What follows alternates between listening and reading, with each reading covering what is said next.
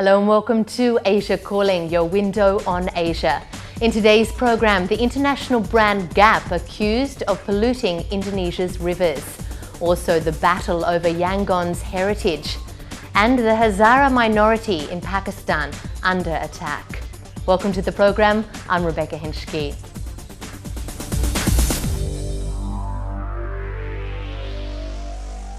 Greenpeace has accused fashion brand Gap of being involved in the dumping of toxic industrial waste into a major river system in Indonesia. The allegations are detailed in a new report from Greenpeace. The Citarum River in West Java has been labelled as the dirtiest river in the world, and residents who live along the waterway have long complained of skin problems and declining fish stocks.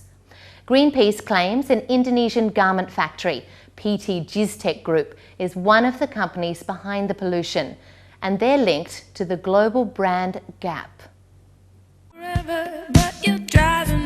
A long way from the catwalks of Dubai and the high streets of Asia's megacities, this is where fashion begins. And this is the waste from the Indonesian textile factory of Gistex going into the Citarum River. The garment division of their company is a supplier to international brands such as Gap. Also, their latest campaign advertisement is, the tagline is "Be Bright," but what we've seen is that the pollution from Gistex that is supplying Gap is making Citarum River a multicolored mess.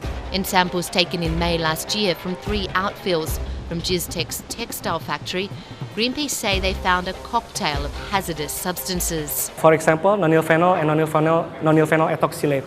These two chemicals is highly persistent and also bioaccumulative and also toxic.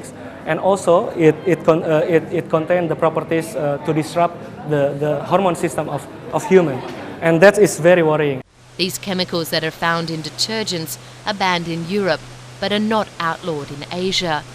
However, Greenpeace investigations also found wastewater from this smaller outfill to be extremely alkaline, with a pH of 14, almost double the legal amount in Indonesia. Activists say this shows that this wastewater had not received even the most basic treatment before going into the river. Gistex says Greenpeace tested on the wrong day.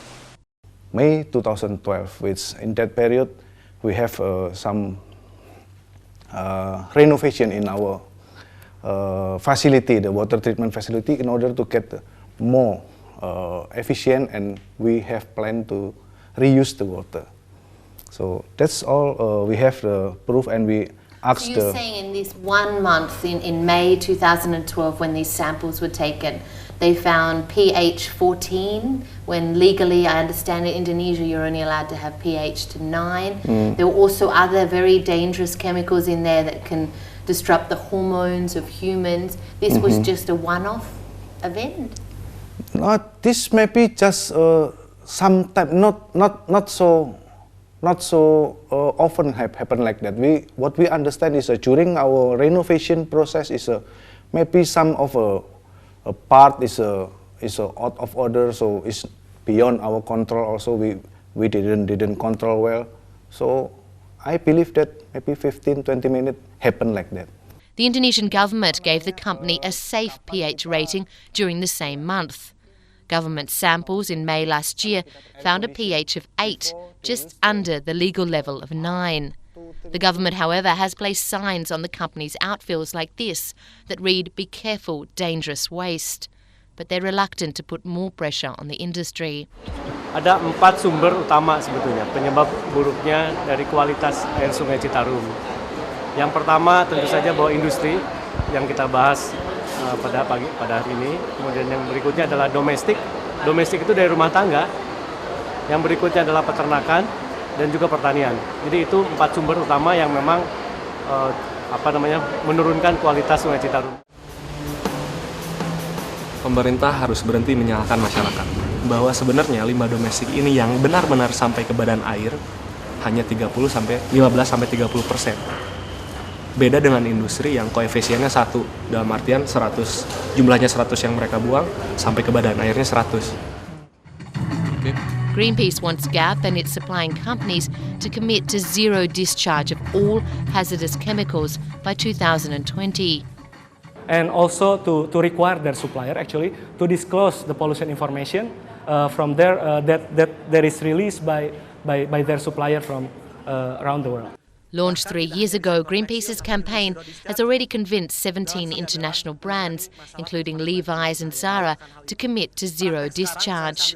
PT Gistex told Asia Calling in the wake of this investigation they will stop using the chemical ethanol in their detergents. By the end of this month, we will get rid of all the phenol product. Why we need some time? Because in our production is cannot change suddenly within a day or 2 days is impossible because we have the very long production line. So we need some time, but for sure.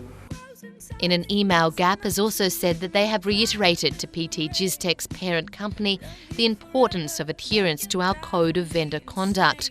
They say they work with garment manufacturers to help ensure that they adhere to chemical restrictions, but added, we know that as an industry, more needs to be done. For locals who live along one of the world's most polluted rivers, Greenpeace's investigation comes as no surprise. Asip has been doing his own testing for years in what he dubs the Rainbow River. Gatal-gatal di kulit gitu. Cuma sifatnya gatal-gatal itu temporer gitu, nggak seterusnya gitu. Kalau yang terkena air ini ya gatal gitu. He's hoping the global campaign will bring about change for his community. Ya pinginnya ada perbaikan dari segi lingkungan. Satu ya cara pengolahan limbahnya juga minta diperbaiki supaya daerah ini bisa dimanfaatkan lagi.